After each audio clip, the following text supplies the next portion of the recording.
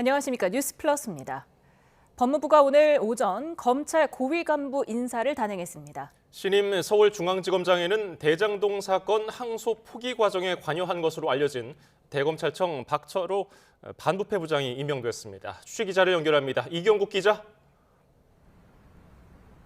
네, 검찰에 나와 있습니다. 네, 오늘 발표된 인사 내용 정리해 주시죠. 네, 법무부 오늘 오전 검찰 고위 간부 인사 내용을 공개했습니다. 일단 항소 포기 논란 속 정진우 검사장의 사퇴로 공석이 됐던 서울중앙지검장에는 박철우 대검찰청 반부패 부장이 임명됐습니다. 신임 대검 반부패 부장은 서울중앙지검 중요경제범죄조사단 주민철 부장검사가 맡게 됩니다. 공석이던 수원고검장은 이정현 법무연 수원 연구위원이 맡게 됐습니다. 항소 포기에 반발하며 성명을 냈던 박재혁 수원지검장 사이로 자리가 비어있는 만큼 이를 메우려는 인사 조치로 평가가 됩니다. 앞서 송강 광주고검장도 항소 포기 그리고 이에 따른 민주당의 검사장 징계 추진에 반발하면서 사의를 밝힌 바 있는데요. 신임 광주고검장에는 고경순 법무연 수원 연구위원이 임명됐습니다. 서울고검 차장검사에는 이화영 전 경기도 평화부지사에 대한 검찰 술파티 의혹을 수사해온 정용환 서울고검 감찰부장이 보임됐습니다. 대장동 사건 1기 수사팀이었던 정 부장, 최근 항소 포기에 강하게 반발한 2기 수사팀과 대립각을 세우기도 했습니다. 예, 법무부가 이번 인사의 배경도 설명했지요?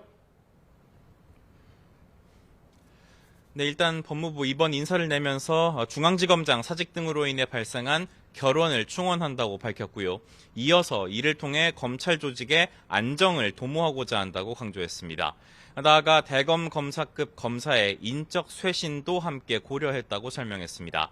항소 포기 논란 속 공석이 된 검찰 조직 내 주요 보직들을 빠르게 채워서 혼란을 최소화하겠다는 뜻으로 풀이가 됩니다. 다만 논란도 예상되는 상황입니다. 일단 중앙지검장에 임명된 박철우 대검 반부패 부장이 이 검찰의 대장동 사건 항소 포기 과정에 관여한 인물로 지목됐기 때문입니다. 대장동 사건을 수사해온 강백신 대구고검 검사는 이 대검 반부패 부장이 항소 제기 방침을 재검토해보라며 항소를 허락하지 않았었다고 주장한 바 있습니다. 이를 두고 정부가 이번 인사를 통해서 검사들 반발에 흔들리지 않겠다는 뜻을 내비친 거라는 해석이 나오고 있습니다. 다만 검찰 내부에선 곧장 평가할 가치조차 없는 인사다, 힘으로 누리려는 시도라는 등의 반발이 터져나왔습니다. 결국 이번 검찰 인사가 항소 포기 사태와 관련해서 또 한 번 거센 파장을 불러일으킬 수 있다는 전망이 나오고 있습니다. 지금까지 서울 고등검찰청에서 전해드렸습니다. 범여권 국회 법사위원들이 대장동 항소 포기에 반발한 검사장들을 국가공무원법 위반 혐의로 경찰에 고발했습니다. 국민의힘은 항소 경위의 설명을 요구하는 건 정당한 의견 개진이라면서 검사들의 입을 틀어막는다고 반발했습니다. 국회 취재기자를 연결합니다. 황보혜경 기자. 네, 국회입니다. 네, 범여권이 예정이 없던 기자회견까지 열었는데요. 구체적인 고발 사유가 뭡니까? 네, 기자회견은 오늘 오후 출입기자단의 공지 없이 기습적으로 이뤄졌습니다. 이 자리에서 민주당과 조국혁신당 등 범여권 법사위원들은 집단항명 검사장 18명을 국가공무원법 위반 혐의로 고발한다고 밝혔습니다.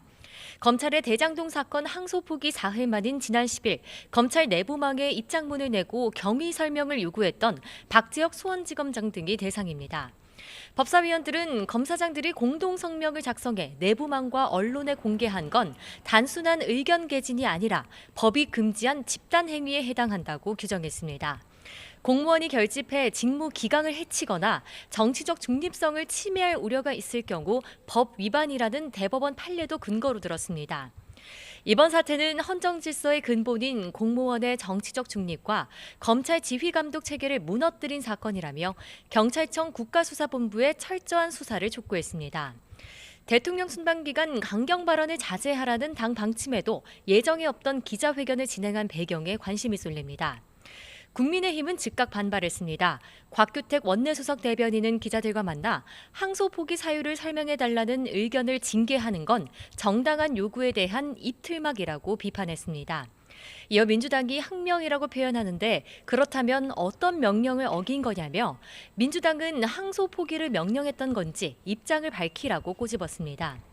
그러면서 국민의힘은 부당한 검사 징계를 좌시하지 않고 맞서 싸우겠다고도 강조했습니다. 오늘 검찰 인사를 둘러싼 비판도 이어졌습니다. 국민의힘은 대장동 항소 포기 이후 사임한 정진우 서울중앙지검장의 후임으로 박철우 대검찰청 반부패 부장이 임명된 것을 두고 검찰에 대한 조롱이자 국민 도발이라고 비난했습니다.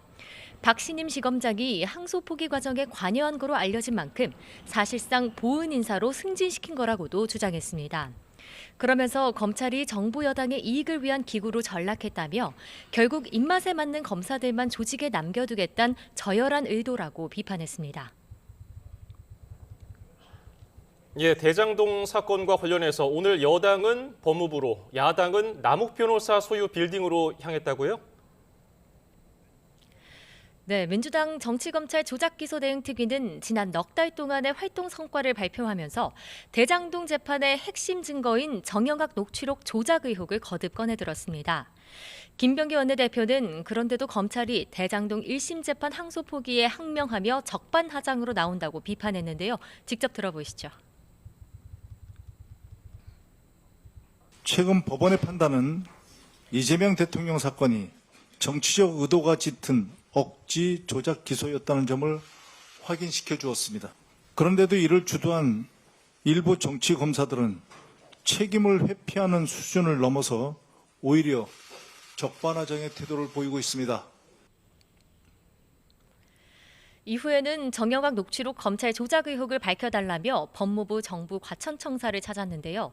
한준호 특위위원장은 이 자리에서 이재명 대통령과 동지를 엮을 수 있게 녹취를 조작한 건 정치적 의도가 있다고 볼 수밖에 없다며 법무부의 철저한 감찰을 촉구했습니다.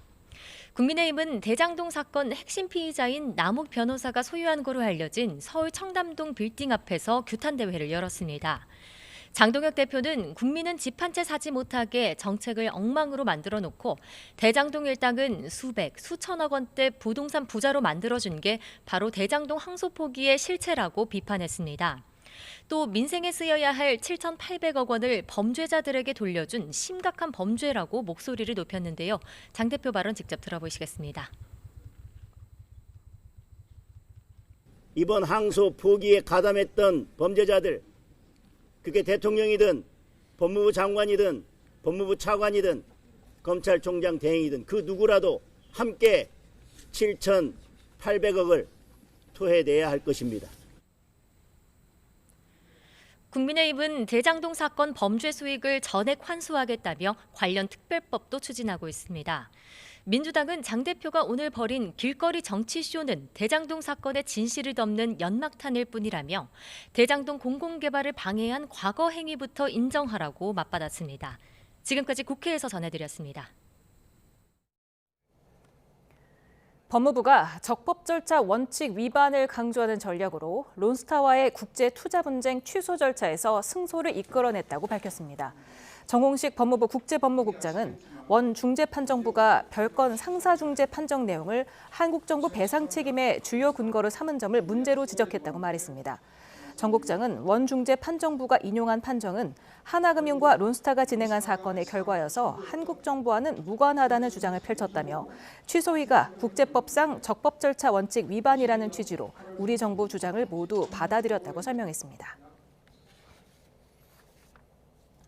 사모펀드 론스타는 외환은행 매각과 관련해서 국제투자분쟁해결센터가 기존 중재판정부의 승소 판정을 취소한 데 대해 추가 법적 대응을 검토하겠다는 입장을 냈습니다. 론스타는 대변인 성명에서 사건을 다시 새로운 재판부에 제기하게 되기를 기대하고 있다며 새로운 재판부도 한국의 불법 행위를 인정하고 론스타의 손해액 전액을 배상해 줄 것으로 확신한다고 밝혔습니다. 그러면서 이번 판정에 실망스럽다고 말했습니다.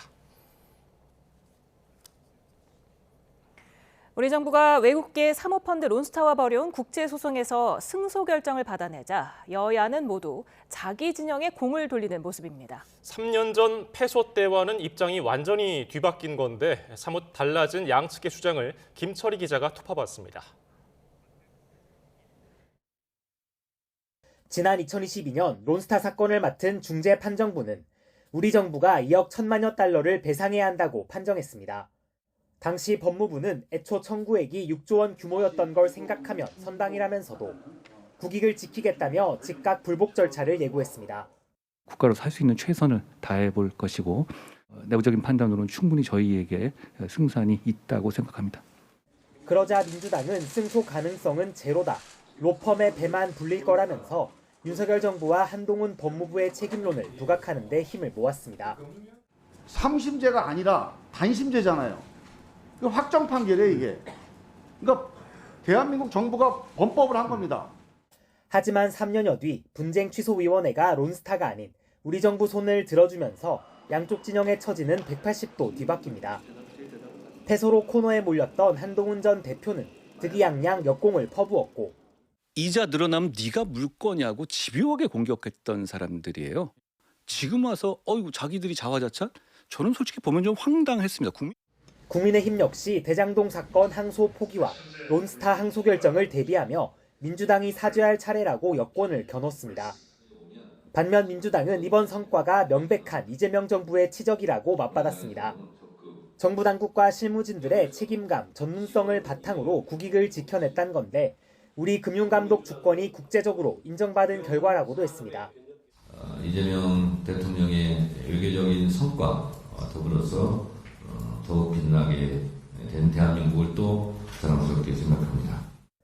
또 정권과 관계없이 법무부가 10년 넘게 싸워 일궈낸 결과 아니냐면서 잘했다고 하면 될 일까지 정쟁 수단으로 삼는다는 비판도 잊지 않았습니다. 국가적 경사 앞에서도 여야가 서로 니탓 공방만 주고받는 모습은 우리 정치권이 처한 현실을 보여주는 적나라한 단면이라는 지적이 나옵니다. YTN 김철입니다. 법원이 김건희 씨 재판 일부 중계를 허가하면서 피고인석에서의 모습이 공개됐습니다. 구속심사를 받은 김 씨의 오빠 김진호 씨는 경찰 인사카드를 문제가 될까 봐 없앴다고 시인했습니다. 취재기자를 연결합니다. 이준엽 기자.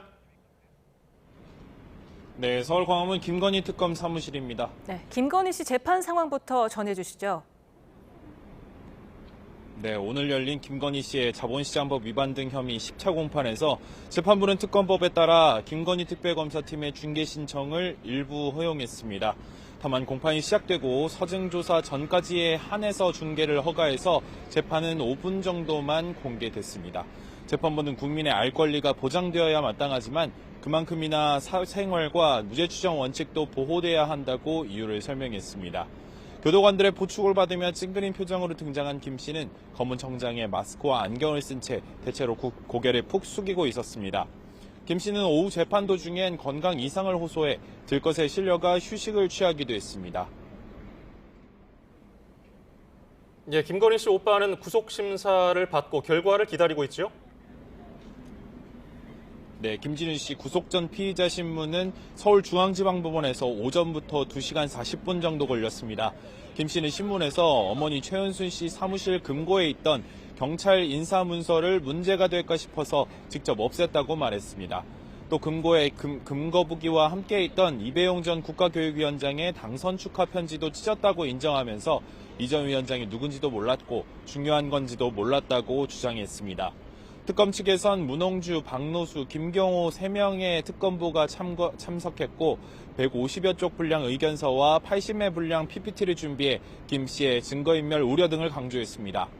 앞서 김건희 특검은 지난 7월 양평 공흥지구 의혹 관련 최 씨 사무실을 압수수색하며 금거북이와 당선 축하 편지, 경찰 간부들의 이력이 담긴 문서를 발견했습니다.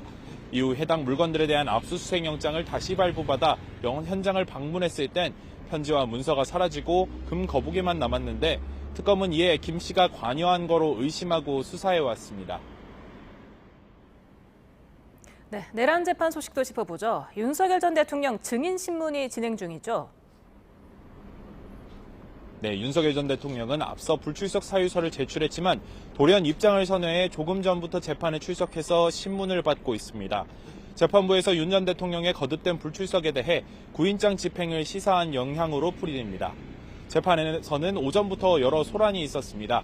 증인으로 출석한 이상민 전 해안부 장관이 자신의 관련 재판이 진행되고 있다면서 증인 선서를 거부했는데요. 재판부는 형사소송에는 선서 거부권이 없다고 했는데도 이 전 장관이 해석하기 나름이라며 거듭 선서를 거부하자 과태료 50만 원을 부과했습니다. 당시 화면 보시겠습니다.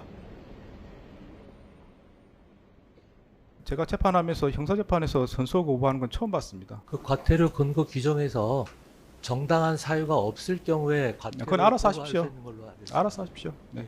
과태료 부과합니다. 네, 저는 즉시 이의 제기한다는 것을 오후엔 김용현 전 국방부 장관이 증인으로 채택돼 김 전 장관 변호인들도 재판에 들어왔습니다. 그러나 재판장은 변호인들이 퇴정 명령에도 나가지 않자 감치를 명령해 현재 변호인들은 대기 장소에서 머무르고 있습니다. 감치란 법정의 존엄과 질서를 어지럽힌 사람을 유치장이나 교도소에 가두는 일을 뜻하는데 재판에 거쳐서 정식으로 감치됩니다. 지금까지 서울 광화문 김건희 특검에서 YTN 이준엽입니다. 아랍에미리트를 국빈 방문한 이재명 대통령이 양국의 주요 기업인을 만나 경제 협력 방안을 논의했습니다. 두 나라의 공동 번영을 위한 협력을 강조하면서 지원을 아끼지 않겠다고 약속했습니다. 순방에 동행 중인 취재기자를 연결합니다. 강지론 기자, 어제 무함마드 UAE 대통령과 정상회담을 한 이재명 대통령. 오늘은 양국 경제인들을 만났죠? 네, 그렇습니다. 이곳 시각으로 오전 10시, 한국 시각으로는 오후 3시 아부다비 시내에서 한 UAE 비즈니스 라운드 테이블이 열렸습니다. 두 나라 정상과 만남을 계기로 마련된 경제인 간담회입니다. 오늘 행사에는 이재명 대통령과 칼리드 아부다비 왕세자 등 한국과 아랍에미리트의 핵심 인사 50여 명이 참석했습니다. 이재용 삼성전자 회장과 정의선 현대차그룹 회장, 김동관 하나그룹 부회장 등 국내 주요 그룹 총수들도 직접 아부다비로 날아왔습니다. 이 대통령은 이 자리에서 양국 경제협력의 중요성을 강조하며 정부 차원의 지원 의지를 피력했습니다. 두 나라의 공동 번영을 위해 양국 기업인들을 아낌없이 지원하겠다고 약속했습니다. 특히 인공지능 등 첨단 산업과 청정 에너지, 방위 산업, 그리고 문화와 음식으로 대표되는 소프트 파워 등 한 UAE 공동선언에 담은 내용들을 거듭 강조했습니다. 100년 동행을 위한 미래 파트너십의 방향을 제시한 거란 평가가 나오고 있습니다. 우리 기업들 역시 한국과 UAE는 지속적인 에너지와 인프라, 국방 협력을 통해 서로가 가장 신뢰하는 파트너가 됐다고 화답했습니다. 두 나라 사이의 훈풍을 발판 삼아 새로운 오일머니를 잡을 기회가 더 활짝 열리길 기대하는 분위기도 엿보입니다. 이 대통령은 현재 파병된 아크부대 장병들을 만나 격려한 걸 끝으로 2박 3일간의 UAE 국빈 방문 일정을 마무리했습니다. 두 번째 중동 순방국인 이집트에선 올해 수교 30주년을 맞은 양국 관계 발전 방안 등을 모색할 것으로 보입니다. 지금까지 아랍에미리트 아부다비에서 YTN 강진원입니다. 네, 아랍에미리트를 방문 중인 이재명 대통령, 오늘은 양국 경제인들과 만났습니다. 삼성과 현대차 등 우리 주요 기업 총수도 참석한 가운데 양국 협력 방안이 논의됐습니다. 직접 들어보시죠. 네, 존경하는 칼리드 왕세자님, 그리고 함께하신 기업인, 관계단체 임원 여러분, 이렇게 만나 뵙게 돼서 참으로 반갑습니다. 명실상부한 글로벌 비즈니스 허브 이 아부다비에서 한 UAE 비즈니스 라운드 테이블이 열리게 된 점을 참으로 기쁘게 생각합니다. 한국과 UAE는 1980년 수교 이래 여러 분야에서 협력을 확대해 왔습니다. 두바이의 랜드마크 부르즈 칼리파에는 우리 한국 기업의 땀과 열정이 녹아있고 양국 협력의 상징인 바라카 원전은 4호기까지 정상 가동되고 있습니다. 아크 부대에서 또 천궁2에 이르기까지 안보, 방산 분야 등의 상호 협력 역시도 눈부신 성과를 내고 있습니다. 특히 양국은 2018년 특별 전략적 동반자 관계를 수립하며 진정한 형제의 나라인 라피크로 성장했습니다. UAE는 건국 100주년을 맞는 2071년까지 세계 최고 수준 국가로 도약하게 될 것을 확신합니다. 어제 세이크 모하메드 빈 자이드 알라얀 대통령님과 저는 이를 위한 최적의 파트너가 한국이다라는 데 의견을 같이 했습니다. 양국의 새로운 도약을 위해 우리가 함께 나아가야 할 미래 파트너십의 방향을 몇 가지 제시하고자 합니다. 그 첫째는 인공지능 중심의 첨단 산업 협력을 통해 미래 성장 동력을 함께 창출하자는 것입니다.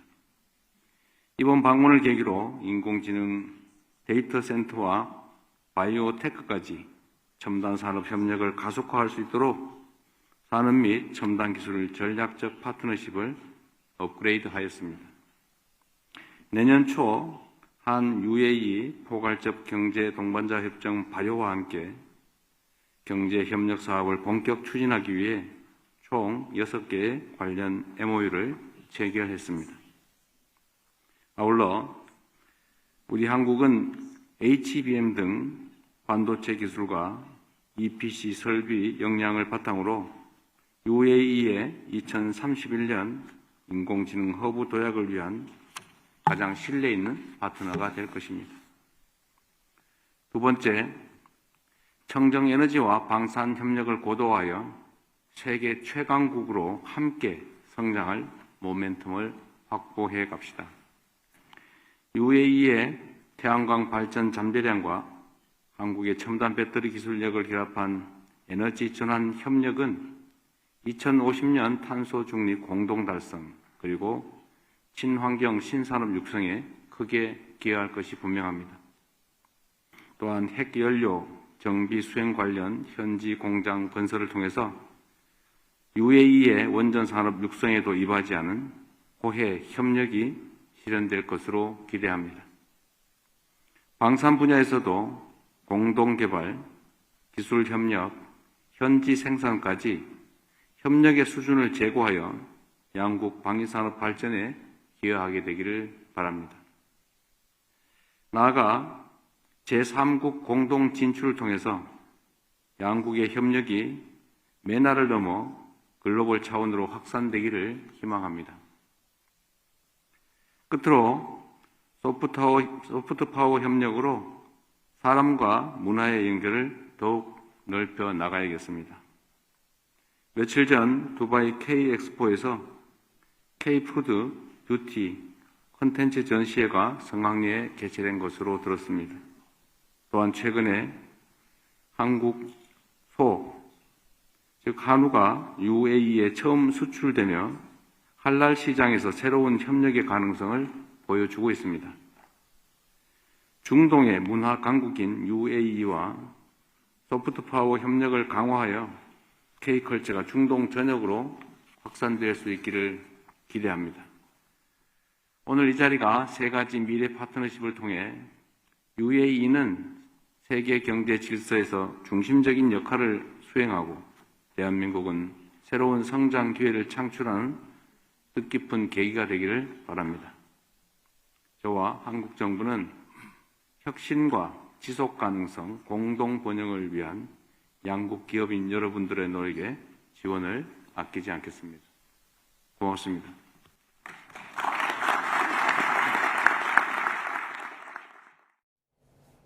네, 한 UAE 비즈니스 라운드테이블 행사에 참석한 이재명 대통령의 발언 들으셨습니다.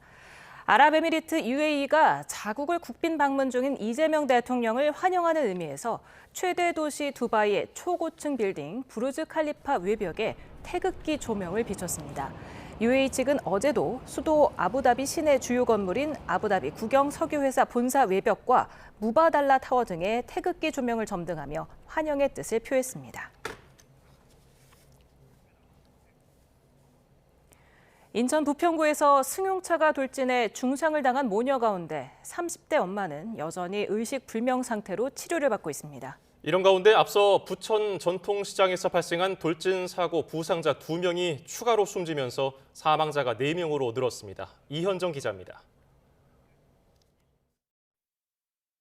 인천 부평구 십정동 동암역 인근에서 발생한 차량 돌진 사고. 공영주차장을 빠져나오다가 인도로 돌진한 차량에 치인 모녀가 중태에 빠졌는데 2살 난 딸은 의식을 회복해 일반 병실로 옮긴 것으로 확인됐습니다. 하지만 30대 엄마는 여전히 의식불명 상태로 중환자실에서 치료를 받고 있습니다. 요 돌아가니까 쾅 소리가 가지고 그걸로 들어가지고 올려 뺐어 사람을. 70대 운전자 A씨는 주차 요금을 결제하려고 창밖으로 손을 뻗는 순간 브레이크에서 발이 떨어졌고 이후 가속 페달을 잘못 밟았다고 진술했습니다. 경찰은 A씨가 혐의를 인정하는 점 등을 고려해 현재까지 구속영장 신청은 검토하고 있지 않다고 설명했습니다.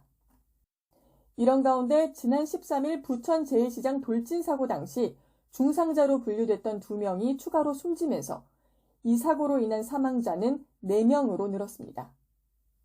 연명 치료를 받던 20대 남성과 80대 여성이 끝내 숨졌는데 두 사람은 시장에 장을 보러 왔다가 참변을 당한 것으로 전해졌습니다. 경찰은 가속 페달을 잘못 밟아 21명의 사상자를 낸 혐의를 받는 60대 B씨를 이번 주 검찰에 넘길 방침입니다. 13일에는 인천 마전동에서도 60대 운전자가 몰던 SUV가 횡단보도를 덮치면서 20대 여성이 치여 숨졌는데 역시 가속 페달을 잘못 밟아 벌어진 일로 조사됐습니다.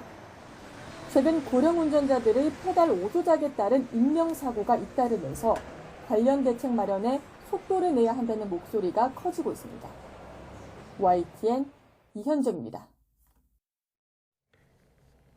경기 남양주 북부경찰서는 그제 남양주시 별내동 불암산 중턱에서 백골 상태 시신이 발견돼 수사하고 있다고 밝혔습니다. 경찰은 시신이 백골화된 상태로 현재까지 범죄 혐의점은 확인되지 않았다고 설명했습니다. 경찰은 국과수에 부검을 의뢰해서 정확한 신원과 사망 경위를 조사할 방침입니다. KT가 해킹 사고 처리 과정에서 서버를 폐기하는 등 정보 조사를 방해했다는 의혹과 관련해 경찰이 강제 수사에 착수했습니다. 경기 남부경찰청 반부패 경제범죄수사대는 KT 판교 사업과 방배 사옥에 대한 압수수색을 진행했습니다. 경찰은 확보한 압수물을 바탕으로 KT가 일부러 정보 조사를 방해한 정황을 확인할 방침입니다. 중국이 자국민의 일본 관광 자제를 촉구한데요. 일본 수산물 수입 금지를 통보한 것으로 전해졌습니다. 중국 정부는 다카이치 사나의 일본 총리가 타이완 문제에 잘못된 발언을 했고 중국인들의 공분을 샀다고 말했습니다. 일본 현지를 연결합니다. 김세호 특파원. 네, 도쿄입니다. 네, 중국의 추가 대응 조치가 나왔군요. 네, 일본 언론들이 일제히 중국 정부가 일본산 수산물 수입 중지를 일본 정부에 통보했다고 보도했습니다. 중국 정부는 오늘 아침에 정식 외교 경로를 통해 이 같은 의사를 전달한 것으로 알려졌습니다. 중국은 일본이 지난 2023년 8월 후쿠시마 제1원전 오염수 방류를 시작하자 일본산 수산물 수입을 전면 금지한 바 있습니다. 이후 지난 5일 2년여 만에 홋카이도산 냉동 가리비 6톤이 중국으로 출발하며 일본산 수산물 수입을 시작했지만 보름 만에 다시 수입이 금지됐습니다. 마오닝 중국 외교부 대변인은 일본이 중국 수출 수산물의 모니터링과 관련해 약속한 자료를 제출하지 않았다고 밝혔습니다. 그러면서 최근 다카이치 총리가 이 흐름에 역행해 타이완 등 중대 문제에 잘못된 발언을 했고 이것이 중국인의 강렬한 공분을 야기했다고 비판했습니다. 그러면서 지금 상황에서는 설령 일본이 수산물을 중국에 수출한다 해도 시장이 있을 수는 없다고 덧붙였습니다. 일본 정부는 말을 아끼면서도 일본산 수산물 수입이 원활히 이루어져야 한다고 거듭 강조했습니다. 앞서 중국은 자국민에 대한 일본 관광을 자제할 것을 촉구했는데 중국 관광객이 급감할 경우 일본은 최대 20조 원의 손실이 날 수 있다는 연구 결과도 나왔습니다. 이와 함께 지난 2010년 중국은 자국 어선과 일본 해양보안청 선박이 충돌한 뒤 일본에 대한 히토리 수출을 중단한 바 있는 만큼 이번에 또다시 히토리 수출 중단 카드를 꺼낼 가능성에 일본 정부가 촉각을 곤두세우고 있습니다. 일본 정부는 외무성 국장급 인사를 중국에 급파해 사태 해결에 실마리를 모색했지만 입장차만 확인한 상태여서 중국과의 외교 갈등은 장기화할 가능성이 커 보입니다. 지금까지 도쿄에서 전해드렸습니다. 중국이 다카이치 일본 총리의 타이완 개입 발언을 정면 비판하면서 유엔 총회에서 일본은 안보리 상임이사국을 노릴 자격이 전혀 없다고 규탄했습니다. 푸충 유엔 주재 중국 대표부 대사는 유엔 총회 안보리 개혁 연례 토론에서 다카이치 총리의 타이완 발언은 극히 잘못됐고 위험하다며 이같이 말했습니다. 유엔 안보리 상임이사국은 현재 미국과 영국, 프랑스, 러시아, 중국 5개국으로 일본은 1990년대부터 상임이사국 진출 의지를 보여왔습니다.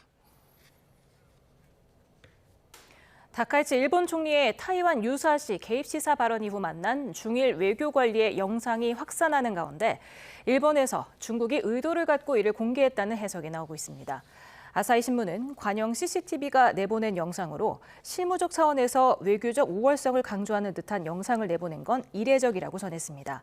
또 일부 현지 미디어가 고개 숙여 중국 외무성을 떠나는 일본 관리라는 제목도 붙였다며 일본이 해명하러 간 듯한 인상을 만들어 중국이 우위인 입장을 연출하려는 것으로 보인다고 풀이했습니다.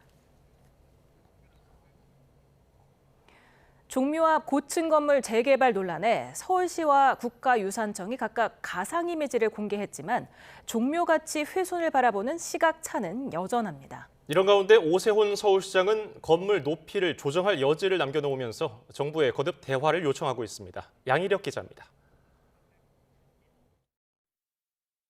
용적률과 높이 규제를 완화하는 대신 종묘에서 남산으로 이어지는 거대한 녹지축을 조성하겠다. 서울시가 내세운 세운지구 개발 사업의 골자입니다. 하지만 종묘 앞에 고층 건물이 들어서게 되면 문화재적 가치를 훼손할 거란 비판이 커지자 오세훈 서울시장은 가상 이미지를 공개하며 반박했습니다. 종묘 정전 앞에서 서서 바라보더라도 건물이 경관을 해칠 정도는 아니라는 겁니다.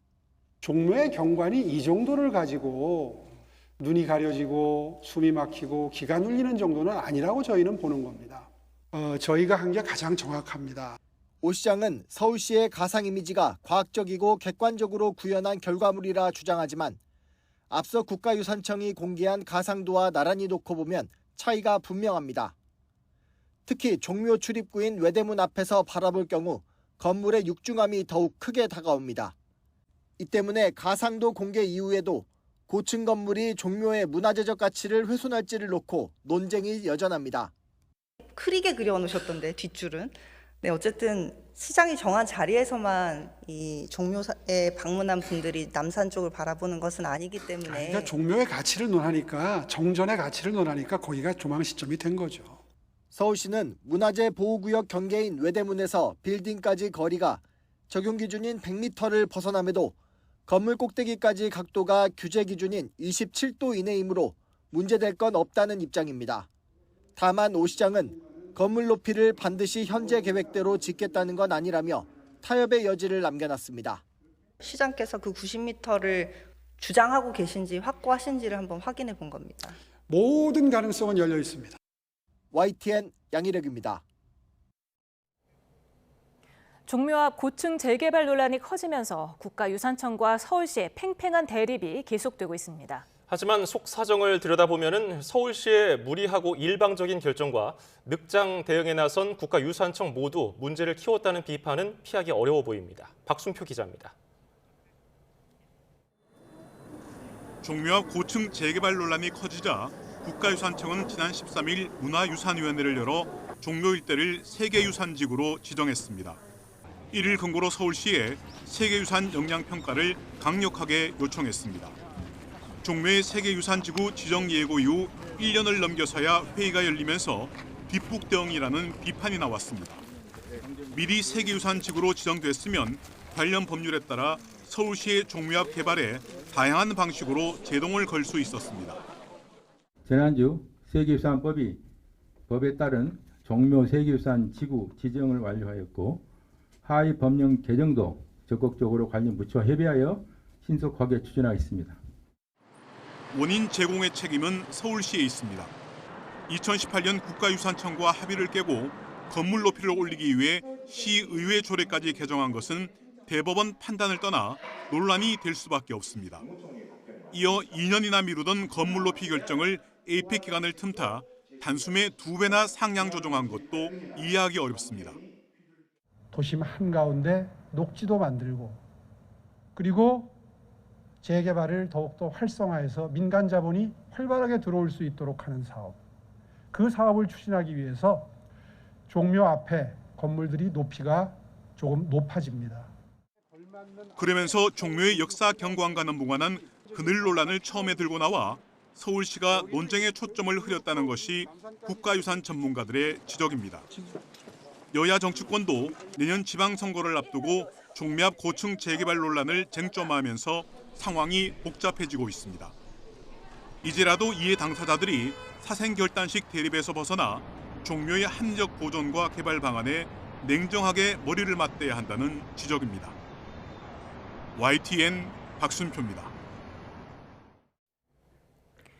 상설특검의 수사 대상인 쿠팡 관계자와 오찬 의혹이 불거진 더불어민주당 서영교 의원이 악의적 공작이라며 법적 대응을 예고했습니다. 대한변호사협회 관계자들을 만난 자리가 왜곡되고 있다는 건데 야당은 뻔히 보이는 눈속임이라고 반발했습니다. 강민경 기자입니다.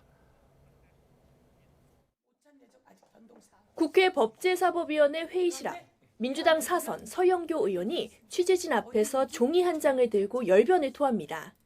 검찰의 쿠팡 봐주기 의혹을 수사할 상설특검이 임명된 다음 날 쿠팡 임원과 오찬을 했다는 의혹은 전혀 사실이 아니라며 정면 대응에 나선 겁니다.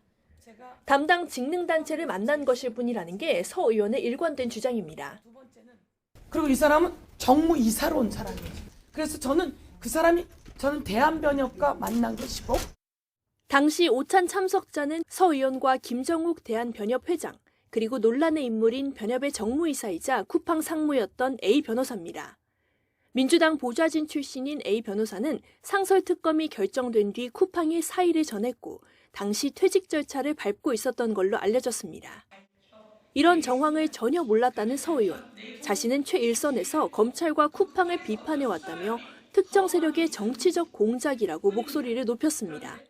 선봉에 서서 낱낱이 검사들의 문제점을 지적하고 밝혀내고 있는 저에게 공작이 들어왔습니다. 이 공작에 대해서 저는 오늘 법적 조치합니다. 논란의 시작점이자 김병기 원내대표가 보던 SNS 메시지 작성자, 즉 오찬 사실을 전하며 부적절이란 부연을 단 사람도 끝까지 추적해 고발하겠다고 엄포를 놓았습니다. 자신의 겨냥에 함정을 팠단 건데 서 의원과 김 원내대표가 하필 원내대표 경선 경쟁자였다는 점에서 뒷말도 낳고 있습니다. 국민의힘은 어쨌든 쿠팡 관계자와 밥 먹은 거 아니냐며 국민을 기만하는 억지 해명만 늘어놓는다고 꼬집었습니다. 시작도 전에 오염된 민주당 관리 특검이며 쿠팡 오찬은 민주당 손바닥 안에 있다는 방증입니다.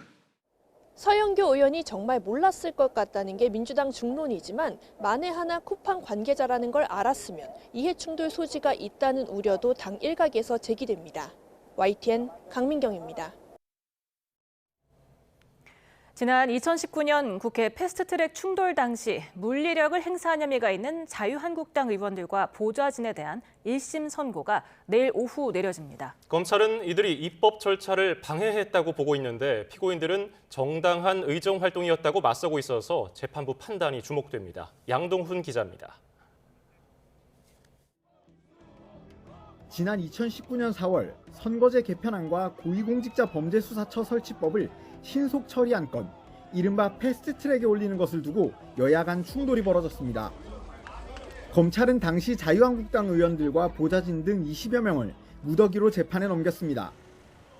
우선 이들은 공수처 설치법 등을 패스트트랙에 올리지 못하도록 당시 바른미래당 최이배 의원을 의원실에 6시간 감금한 혐의를 받습니다. 또 정개특위와 사개특위 회의장을 몸으로 막아 회의 개최를 방해하고 국회의안과를 점거해 서류 접수를 방해한 혐의도 받습니다.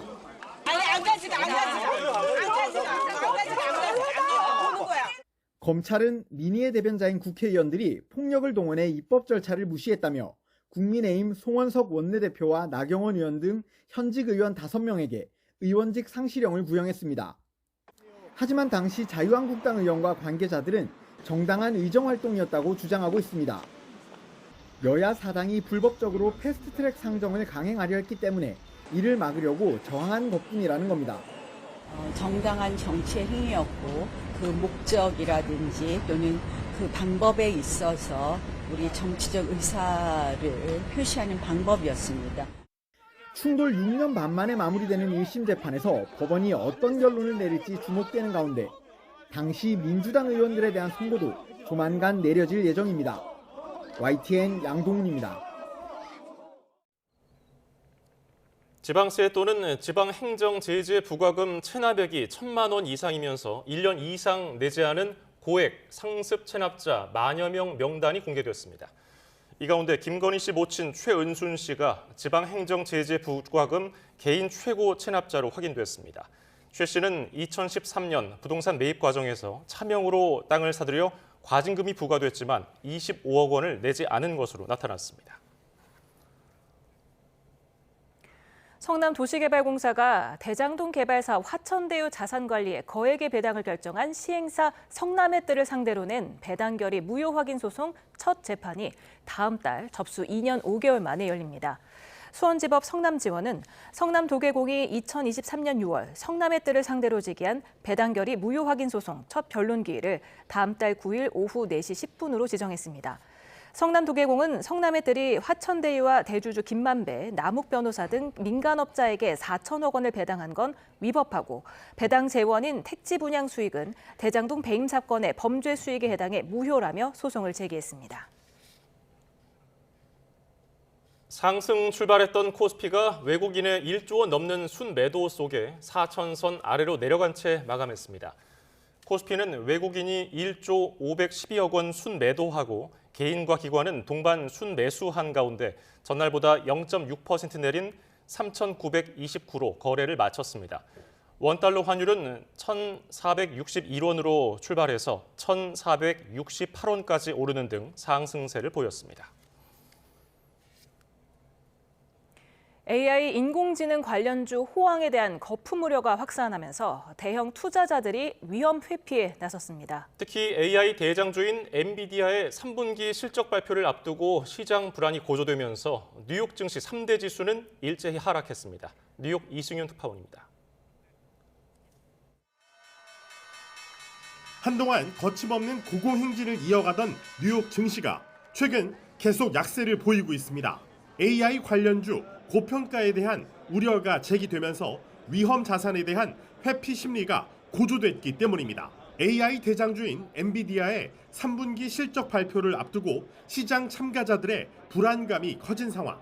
특히 구글의 모회사인 알파벳의 순다르 피차이 최고 경영자가 AI 호황에 일부 비이성적 요소가 포함되어 있다고 언급한 것도 영향을 미쳤습니다. I expect AI to be the same. So I think it's both rational and there are elements of irrationality through a moment like this. No company is going to be immune, including us, if you overinvest in a... 월가의 유명 채권 투자자인 제프리 건들락, 더블라인 캐피털 CEO 역시 AI 붐과 관련해 주식시장이 고평가됐다고 경고했습니다. 억만장자 투자자인 피터 틸이 운영하는 헤지펀드 틸 매크로도 지난 분기에 보유했던 1,375억 원 규모의 엔비디아 주식을 전량 매도했습니다. 2008년 금융위기를 예측해 영화 빅쇼트로 널리 알려진 월가 투자자 마이클 버리는 아예 AI 관련 기업의 주가 하락을 예측한 투자에 나섰습니다. 사실 기술주뿐만 아니라 전통적인 미국 기업들도 어렵기는 마찬가지입니다. 실제로 트럼프 대통령의 으름장에 관세 정책 속에도 가격 인상을 하지 않았던 홈디포는 연간 실적 전망을 하향 조정했습니다.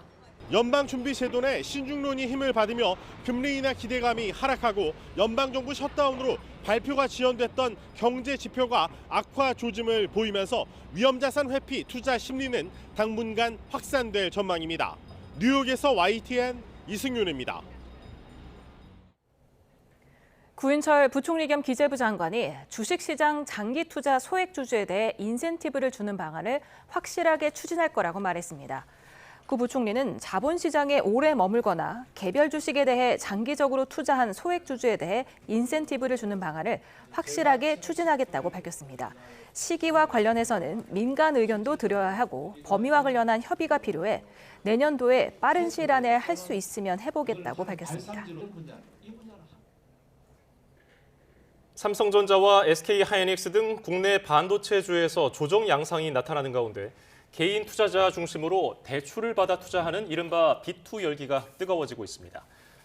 SK하이닉스 투자자가 증권사로부터 빌린 투자금 잔액, 신용거래 융자 잔고는 어제 기준 1조 1,400억 원을 넘어서 지난달 말보다 43% 급증했습니다.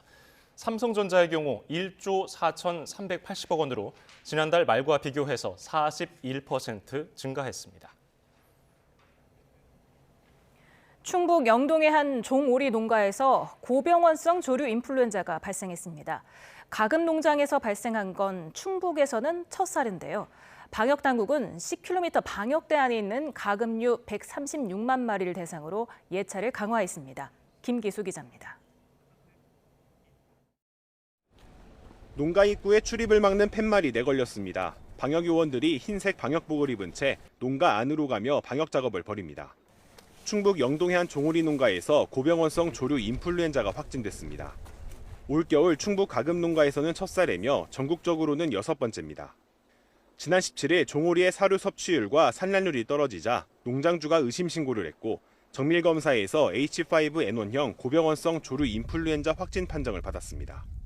방역당국은 발생 농가를 중심으로 10km 방역대를 설정하고 안에 있는 가금류 136만 마리에 대한 긴급 예찰과 정밀 검사를 진행하고 있습니다. 또 발생 농가의 종오리 4천여 마리는 모두 매몰 처분됐고 철새 도래지 주변 도로와 농가 진출입로 소독도 강화됐습니다. 바이러스라는 건 공기 타고 다니잖아요. 그러기도 하고 차량이 다니다 보면 바퀴에 묻어서 움직일 수도 있고 그래서 차량을 통제하는 겁니다. 방역당국은 충북 지역 오리 농가 전체와 전국 종오리 농가 120여 곳에 대한 정밀 검사에 들어갔습니다. 특히 과거 고병원성 조류 인플루엔자 발생 지역 가운데 겨울철 사육제안에 참여하지 않은 농장 157곳에 대해서도 점검할 예정입니다. 가용 소독 자원을 총동원해서 집중적으로 소독을 하고 있습니다. AI 확산 위험 고조에 따라서 위협 요인을 선제적으로 차단하기 위해서 오염원 유인 차단 방역 추진, 예찰 강화. 방역당국은 낮아진 기온에 확산 우려가 큰 만큼 갑작스러운 폐사 등 의심 증상이 보이면 관계 당국에 즉시 신고해달라고 당부했습니다. YTN 김기수입니다. 서울 명동이 전 세계 주요 도심 상권 중 임대료가 9번째로 높은 곳으로 나타났습니다.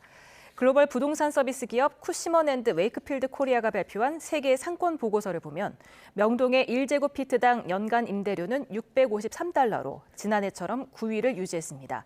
1위는 지난해 3위였던 영국 런던 뉴본드 스트리트로 연간 임대료가 1년 전보다 22% 상승했습니다. 해양수산부가 다음 달 초 정부 세종청사를 떠나 부산으로 이사를 시작합니다. 해수부는 다음 달 8일쯤부터 셋째 주까지 사무실 이사를 마무리하고 연말에는 부산 임시청사 개청식을 개최한다고 밝혔습니다. 해수부는 2030년 새로운 부산청사가 건설되기 전까지 부산 동구 IM빌딩 등을 임차해 임시청사로 사용할 예정입니다. 호세 무뇨스 현대차 사장이 지난 9월 미국 조지아주에서 발생한 한국인 근로자 체포 구금 사태와 관련해서 백악관이 사과했다고 밝혔습니다.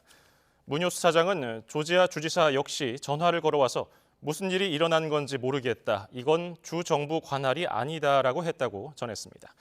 그러면서 누군가 전화를 걸어 불법 이민자들이 공장에 있는 것처럼 보이게 한 것 같다고 말했습니다.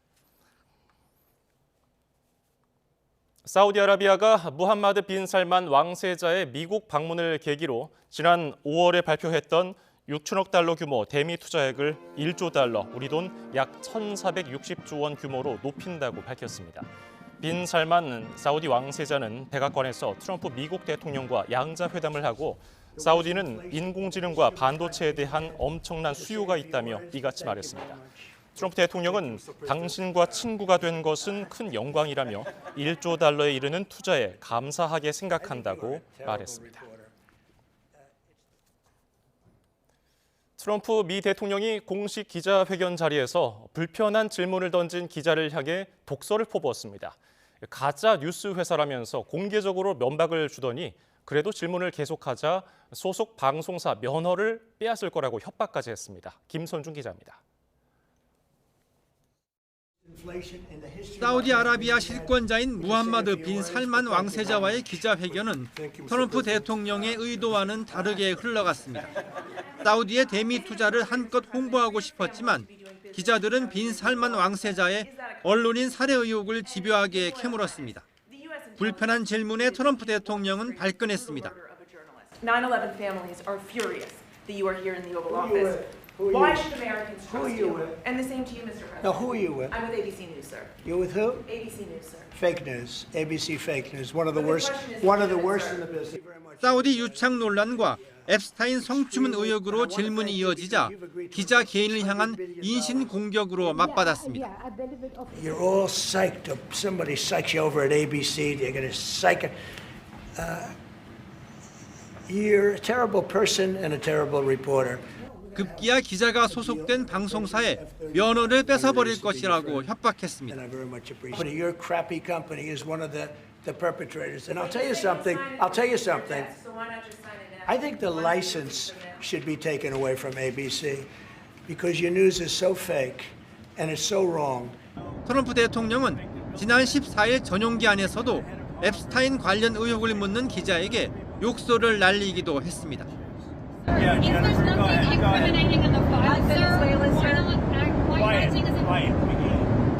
앞서 면허 박탈 압박으로 미국 CBS 방송사로부터 거액의 합의금을 받았던 트럼프 대통령은 인터뷰 짜깁기 논란을 받는 BBC를 향해서는 7조 원의 소송을 내겠다고 으름장을 놨습니다. 독일의 시사 주간지인 슈피겔은 트럼프 대통령이 언론을 위협하고 낙인 찍고 소송으로 협박하거나 정부 감독권으로 압박하는 방식으로 언론을 장악하고 있다고 꼬집었습니다. YTN 김선중입니다. 미국 연방의회가 법무부에 성범죄자 제프리 앱스타인 사건 자료 공개를 강제하는 법안을 만장일치 수준으로 통과시켰습니다. 트럼프 대통령이 의회를 통과한 법안에 서명하면 법안은 발효되고 법무부는 앱스타인 파일을 공개해야 합니다. 트럼프 대통령은 그동안 앱스타인 문건 공개 요구를 민주당의 사기극이라고 일축했지만 공화당에서 이탈표가 속출하자 입장을 바꿔서 찬성표를 던지라고 요구했습니다.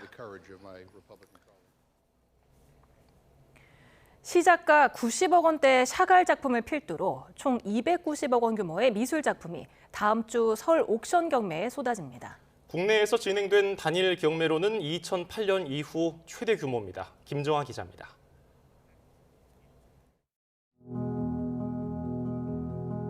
화면을 가득 채운 꽃다발과 중력을 거스르는 남녀.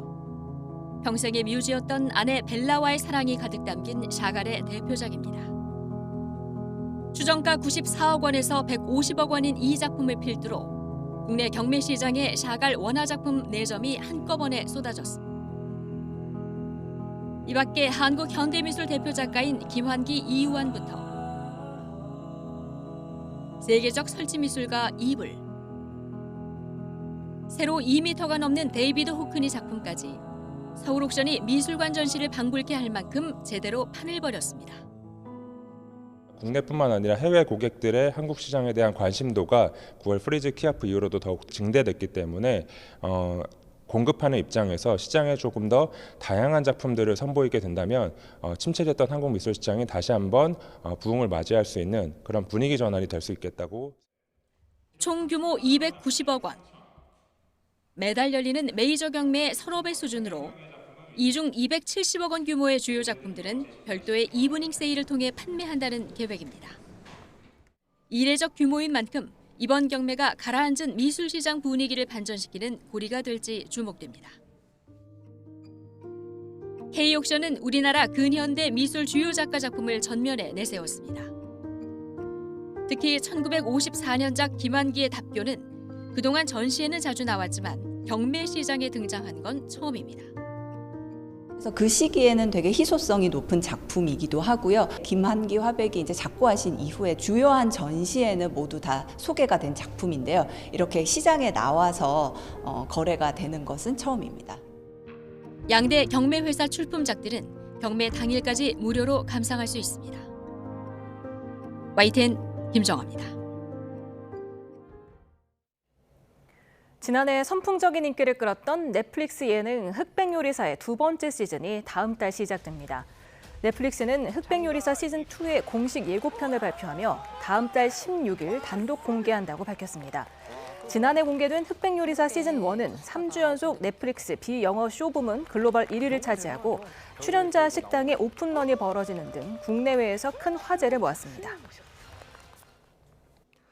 추위가 조금씩 누그러들기 시작했습니다. 내일은 서울 아침 기온이 2도, 광주 4도로 예년 수준을 회복하면서 아침 추위가 덜하겠고 한낮에는 서울 14도, 광주 15도까지 오르는 등 예년보다도 공기가 조금 더 부드러워지겠습니다. 다만 하늘이 잔뜩 흐려지는 가운데 제주 산간에는 새벽까지 비나 눈이 조금 더 오겠고 수도권과 충북 북부, 전북 동부에는 새벽부터 오전 사이, 강원도는 오후까지 빗방울이 떨어지거나 눈이 조금 날리는 곳이 있겠습니다. 또 동해안을 중심으로는 메마른 날씨 속에 바람도 강하게 불면서 화재 위험이 높겠습니다. 주 후반에는 대체로 맑고 일교차 큰 늦가을 날씨가 이어질 전망입니다. 날씨 정보였습니다.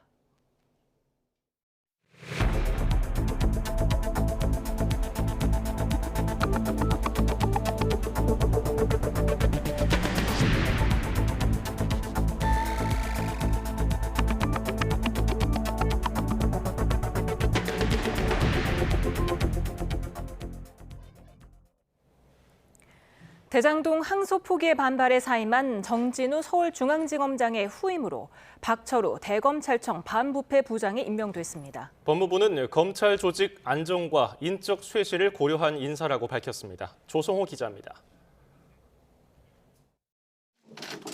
법무부는 전국 최대 규모 검찰청인 서울중앙지검 새 수장으로 박철우 대검찰청 반부패 부장을 임명했습니다.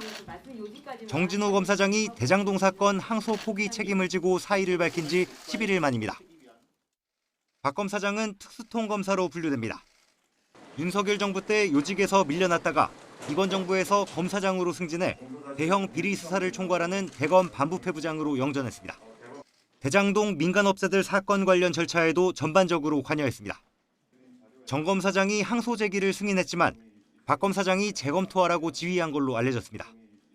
박 검사장이 항소를 사실상 불허했다는 게 수사팀 주장입니다.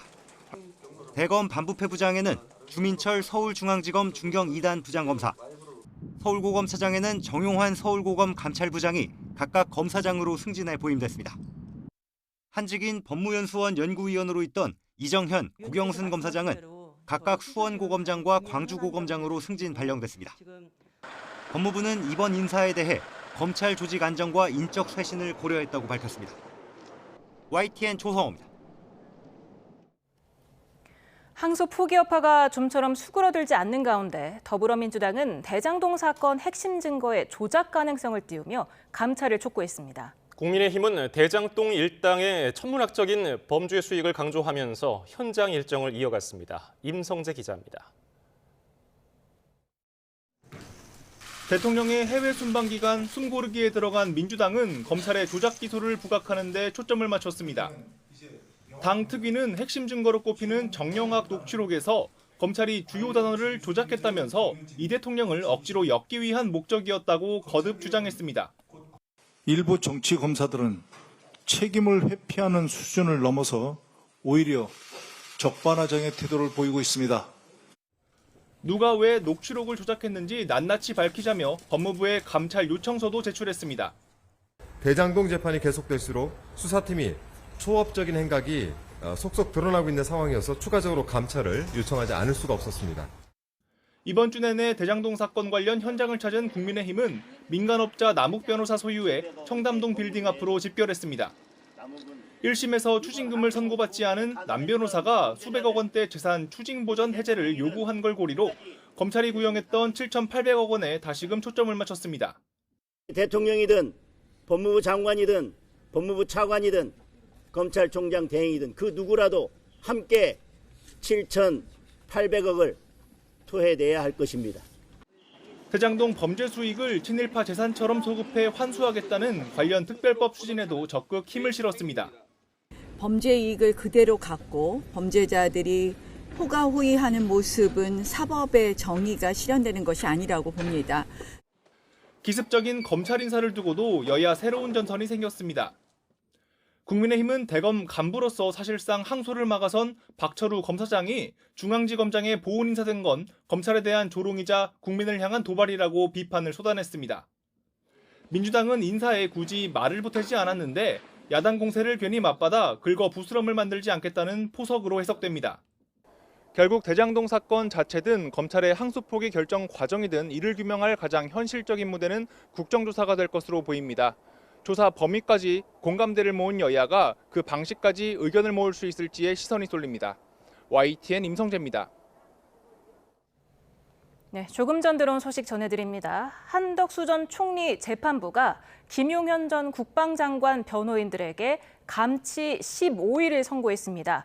변호인들이 오늘 한덕수 전 총리의 내란 방조 혐의 재판 법정에 나와서 김용현 전 국방부 장관 신문에 참여한다는 의사를 밝혔습니다. 예, 재판부는 김 전 장관 변호인단의 퇴정 명령을 했지만은 따르지 않았고 결국 감치 재판을 바로 받았습니다. 감치란 법정의 존엄과 질서를 어지럽힌 사람을 유치장이나 교도소에 가두는 일인데요. 관련 내용은 이어지는 뉴스에서 자세히 전해드리겠습니다. 국회 법사위 소속 범여권 의원들이 대장동 사건 항소 포기에 설명을 요청한 검사장 18명 전원을 경찰에 고발한다고 밝혔습니다. 집단 항명은 헌정 질서를 훼손하는 중대 범죄라면서 국가공무원법 위반 혐의를 적용했습니다. 유롱성 기자입니다. 민주당과 혁신당 등 범여권 법사위원들이 공지도 예고도 없이 기자회견을 열고 항명 검사장 18명을 경찰에 고발한다고 밝혔습니다. 대장동 사건 항소 포기 사흘 만인 지난 10일 검찰 내부망에 경위 설명을 요구하는 입장문을 올렸던 박재혁 수원지검장 등이 대상입니다. 법사위원들은 이들 요구는 단순한 의견 개진이 아닌 법이 명백히 금지한 집단 행위, 즉 항명이며 국가공무원법 위반이라고 지적했습니다. 또 헌정 질서의 근본인 공무원의 정치적 중립을 정면으로 무너뜨린 중대한 일탈 행위라고 봤습니다. 이는 다수가 결집하여 실력으로 주장을 관철하려는 집단적 압력 행위이며 공무원이 지켜야 할 본분을 명백히 저버린 것입니다. 법여권 법사위원들은 검찰 역시 행정직 공무원에 불과하다면서 재발 방지를 위해 반드시 책임을 물어야 한다고 주장했습니다. 앞서 항명 검사장을 평검사로 전보, 징계해야 한다고 요구한 것보다 강력한 조치에 나선 겁니다. 만약 이런 집단 항명을 용인해 준다면 앞으로 검찰은 외부 정치 상황에 따라 조직적으로 결집해 상급자의 적법한 지위에 저항하는 것이 가능해질 것입니다. 국민의힘은 항소 포기 이유를 묻는 정당한 요구를 입틀막한다고 반발했습니다. 항명이라면 대체 어떤 명령을 위반한 건지, 항소 포기를 명령했다는 건지 밝히라고 했습니다. 민주당의 부당한 검사 징계 절차나 이런 부분에 대해서는 국민의힘에서도 좌시하지 않고 싸워나가겠다 하는 말. 이재명 대통령의 순방 기간 중엔 불필요한 잡음을 자제하려는 분위기 속에 이뤄진 돌출 행동을 두고 그 배경과 파장에 시선이 집중되고 있습니다. YTN 윤홍성입니다. 법무부가 적법 절차 원칙 위반을 강조하는 전략으로 론스타와의 국제 투자 분쟁 취소 절차에서 승소를 이끌어냈다고 밝혔습니다. 정홍식 법무부 국제법무국장은 원중재판정부가 별건 상사중재 판정 내용을 한국 정부 배상 책임의 주요 근거로 삼은 점을 문제로 지적했다고 말했습니다. 정 국장은 원중재판정부가 인용한 판정은 하나금융과 론스타가 진행한 사건의 결과여서 한국 정부와는 무관하다는 주장을 펼쳤다며 취소위가 국제법상 적법 절차 원칙 위반이라는 취지로 우리 정부 주장을 모두 받아들였다고 설명했습니다. 우리 정부가 론스타와 벌여온 국제소송에서 승소 결정을 받아내자 여야는 모두 자기 진영에 공을 돌리는 모습입니다. 3년 전 패소 때와는 입장이 완전히 뒤바뀐 건데 사뭇 달라진 양측의 주장을 김철희 기자가 정리했습니다. 지난 2022년 론스타 사건을 맡은 중재판정부는 우리 정부가 2억 1천만여 달러를 배상해야 한다고 판정했습니다. 당시 법무부는 애초 청구액이 6조 원 규모였던 걸 생각하면 선방이라면서도 국익을 지키겠다며 즉각 불복 절차를 예고했습니다. 국가로서 할 수 있는 최선을 다해볼 것이고 내부적인 판단으로는 충분히 저희에게 승산이 있다고 생각합니다. 그러자 민주당은 승소 가능성은 제로다. 로펌의 배만 불릴 거라면서 윤석열 정부와 한동훈 법무부의 책임론을 부각하는 데 힘을 모았습니다. 3심제가 아니라 단심제잖아요. 확정 판결이에요, 이게. 그러니까 대한민국 정부가 범법을 한 겁니다. 하지만 3년여 뒤 분쟁취소위원회가 론스타가 아닌 우리 정부 손을 들어주면서 양쪽 진영의 처지는 180도 뒤바뀝니다. 패소로 코너에 몰렸던 한동훈 전 대표는 득이양양 역공을 퍼부었고 이자 늘어나면 네가 물 거냐고 집요하게 공격했던 사람들이에요. 지금 와서 자기들이 자화자찬? 저는 솔직히 보면 좀 황당했습니다. 국민의힘 역시 대장동 사건 항소 포기와 론스타 항소 결정을 대비하며 민주당이 사죄할 차례라고 여권을 겨눴습니다. 반면 민주당은 이번 성과가 명백한 이재명 정부의 치적이라고 맞받았습니다.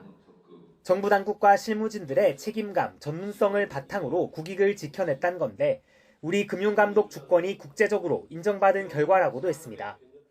이재명 대통령의 외교적인 성과 더불어서 더욱 빛나게 된 대한민국을 또 자랑스럽게 생각합니다.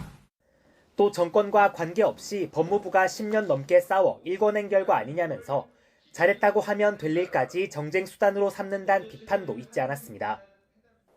국가적 경사 앞에서도 여야가 서로 니탓 공방만 주고받는 모습은 우리 정치권이 처한 현실을 보여주는 적나라한 단면이라는 지적이 나옵니다.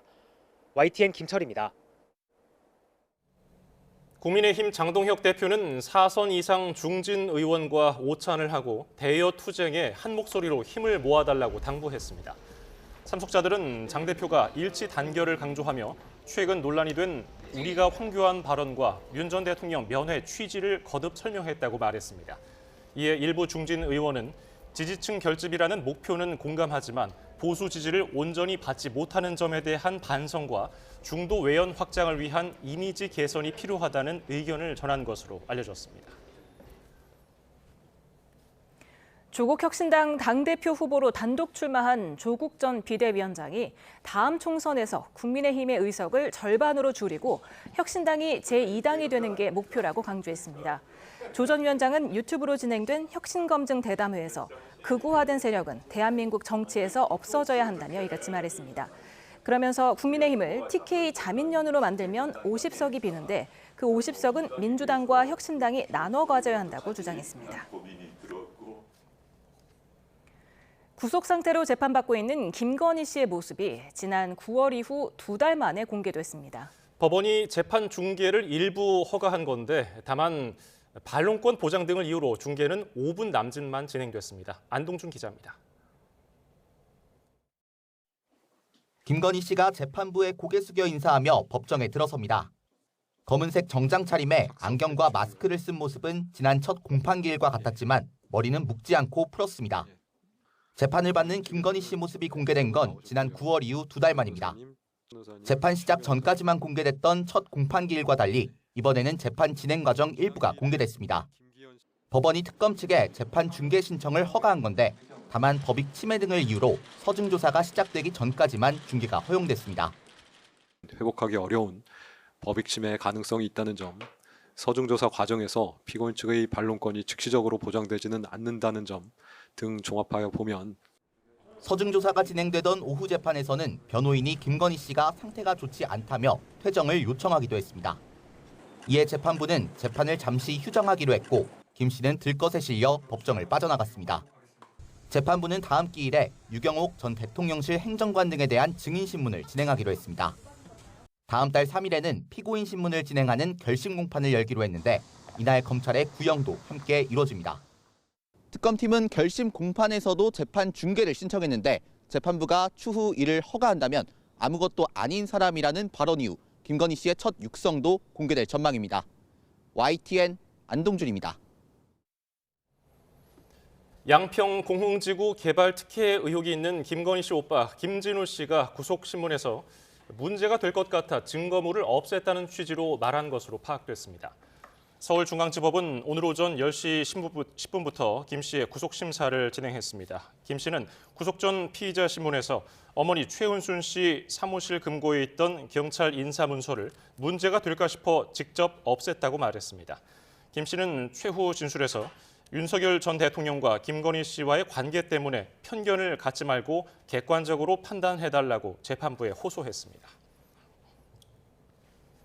이상민 전 행안부 장관이 한덕수 전 총리 재판에 출석해 자신의 재판에 영향을 끼칠 수 있다며 증인 선서를 거부했습니다. 재판부는 형사 재판에서 선서를 거부하는 건 처음 봤다며 과태료 50만 원을 부과했습니다. 당시 장면 함께 보시죠. 민사재판에서는 선서 거부에 관한 규정이 있는데 형사재판에는 선서 무능력자 외에는 제한 규정이 없습니다. 그래서 모든 분들은 선서를 하셔야 됩니다. 그것은 이제 해석 나름일 것 같습니다. 그러면 제재를 가하겠습니다. 네, 그러십시오. 네, 과태료 50만 원에 처합니다. 제가 재판하면서 형사재판에서 선서 거부하는 건 처음 봤습니다. 그 과태료 근거 규정에서 정당한 사유가 없을 경우에 과태료 그건 알아서 하십시오. 알아서 하십시오. 네. 과태료 부과합니다. 네, 저는 즉시 이의 제기한다는 것을 주소에 남겨주시기 바랍니다. 네, 남겨드리겠습니다. 네. 그런 말씀 말고 할 말은 없습니까? 네, 특별히 없습니다. 이재명 대통령이 4회간의 아랍에미리트 UAE 국빈 방문 마지막 일정으로 현지에 파병된 아크 부대 장병들을 만나 격려했습니다. 아크 부대는 창군 이래 최초의 군사 협력 파견 부대로 UAE 현지에서 특수부대 교육 훈련을 맡고 있습니다. 이 대통령 발언 직접 들어보시죠. 네, 우리 아크 부대 부대원 여러분 반갑습니다. 어제 와가지고 별로 긴장감이 없겠어요? 제가 오늘 원래 부대를 방문해 보려고 했는데 오면 귀찮다고 오지 말라 그래서 부대 임무교대 해야 되는데 바쁘다고 오지 말라 그래서 제가 못 가게 됐습니다. 매우 섭섭합니다. 여러분들이 오지 말라 그런 거죠? 하여튼 정말 이영만리 이 먼 곳에서 우리 국가의 명을 받아서 임무를 수행하느라 정말 고생 많습니다. 제가 어제 무함마드 대통령을 만났는데 우리 아크 부대에 대해서 칭찬도 많이 하고 기대도 매우 많이 하는 걸 느꼈습니다. 여러분들은 군사, 안보, 외교관이다 이렇게 생각하셔야 될 것 같아요. 여러분 군 복무 시간을 때우는 장소가 아니라 세계 그리고 중동의 평화를 지키고 또 나아가서는 대한민국의 국격을 올릴 뿐만 아니라 우리 국민들의 삶과 목숨을 지켜내는 매우 중요한 일을 먼 곳에서 함께하고 있는 것입니다. 이렇게 너무너무하게 주어진 임무를 잘 수행하고 있는 걸 또 할 것으로 보여지기 때문에 매우 고맙게 생각합니다. 근데 어때요? 여기는 선호도가 꽤 높다 하는 소문이 있던데 그런가요? 8개월 근무합니까? 아까 여기는 연장했다고? 그래요? 결혼하셨어요? 결혼을 안 해가지고 는 아니고 하여튼 여러분 우리 국민들이 여러분에 대해서 매우 감사하게 생각하고 또 기대하고 있다는 점 잊지 마시고 건강하게 주어진 복무기간을 의미 있게 잘 보내시기 바랍니다. 점심은 드셨어요? 네, 이재명 대통령이 UAE 국빈 방문 마지막 일정으로 현재 파병된 아크 부대 장병들을 만나서 격려하는 모습 보셨습니다. 다음 소식입니다. 미국 뉴욕 증시 하락 여파로 코스피도 내림세를 보이며 장중 한때 3,900선이 무너졌습니다. 원달러 환율도 고공행진을 이어간 가운데 지난달 국내 거주자의 해외 주식 순매수 금액은 역대 최대를 기록했습니다. 김태민 기자의 보도입니다. 인공지능 열풍이 거품 아니냐는 우려에 국내 증시에도 한파가 닥쳤습니다. 코스피는 장중 한때 2.5% 급락해 3,854포인트까지 밀렸지만 다시 반등하면서 롤러코스터 장세를 이어갔습니다. 1조 원 넘는 외국인 매도세에도 개인과 기관이 사자에 나서며 코스피는 전날보다 0.61% 소폭 내린 3,929.51로 장을 마감했습니다. 코스닥도 0.84% 내린 871.32로 거래를 마쳤습니다. 반도체 투톱 삼성전자와 SK하이닉스도 모두 1%대 하락했습니다. 버블 논란은 있겠지만 업체들이 수익성은 여전히 나오고 있다라는 인식들이 장중에 공유가 된 것 같고 엔비디아 실적 이벤트 후에 다음 주부터는 시장에 조금 안정을 찾아가지 않을까 이렇게 보고 있어요. 원달러 환율도 고공행진을 이어갔습니다. 외국인 투자자들의 국내 주식 순매도가 환율 상승을 부추기면서 15시 30분 기준 1,465원을 기록했습니다. 구윤철 부총리 겸 기재부 장관은 최근 환율 상승에 대해 해외로 나가는 돈이 많아 달러가 부족해지며 발생한 현상으로 본다고 말했습니다.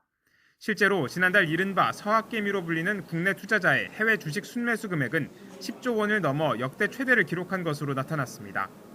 이에 대해 정부는 주요 외환 수급 주체들과 협의해 과도한 환율의 불확실성이나 불안정성이 나타나지 않도록 하고 있다고 밝혔습니다. YTN 김태민입니다. 구윤철 경제부총리가 주식 장기 투자 소액주주에 인센티브를 주는 방안을 확실하게 추진하겠다고 밝혔습니다. 배당소득 분리과세 최고 세율도 인하 방향으로 논의하겠다고 말했습니다. 이승은 기자가 보도합니다. 지난 2023년도의 경우 1,700만 주식 투자자 배당소득은 모두 30조 2천억 원. 하지만 쏠림이 뚜렷해 상위 10%인 174만 명이 91%인 27조 5천억 원을 쓸어갔습니다. 하위 80%인 1,400만 투자자의 배당소득은 4% 정도인 1조 1천억 원, 한 사람당 8만여 원 꼴이었습니다. 투자액이 많지 않은 개미 투자자는 은행 예금 금리에도 못 미치는 배당 수익률보다는 매매 차익에 올인하고 있습니다.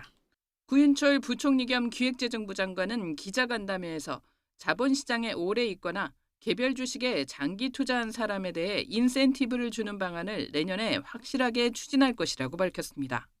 구체적 방안과 관련해서는 개인 종합자산관리계좌 ISA를 언급해 비과세 한도를 늘릴 것으로 보입니다.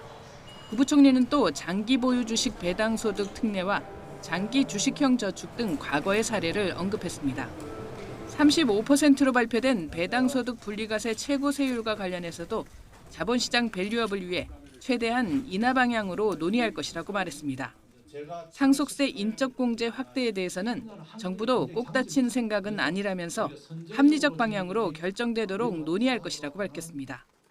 부동산 세제와 관련해서는 보유세 등 특정 항목을 두고 검토하고 있지 않다며 국민적 수용성과 상황을 종합적으로 볼 것이라고 원론적으로 답했습니다. 재계가 신산업 투자에 장벽이 되고 있다며 완화를 요구한 금산분리 규제와 관련해 구 부총리는 근본적 정신을 훼손하지 않는 범위에서 적극적으로 검토하겠다고 밝혔습니다. YTN 이승은입니다. 서울 서초구 반포동 반포레미안 트리닝원의 청약 당첨 가점이 최고 82점, 최저 70점을 기록했습니다. 한국부동산원 청약홈에 발표된 반포레미안 트리니원 전용 면적 84제곱미터 A형의 당첨 가점은 최고 82점, 최저 75점으로 집계됐습니다. 4인 가구가 받을 수 있는 최고점이 69점인데 반포레미안 트리니원 최저점은 70점이어서 이 조건도 당첨권 아래였습니다.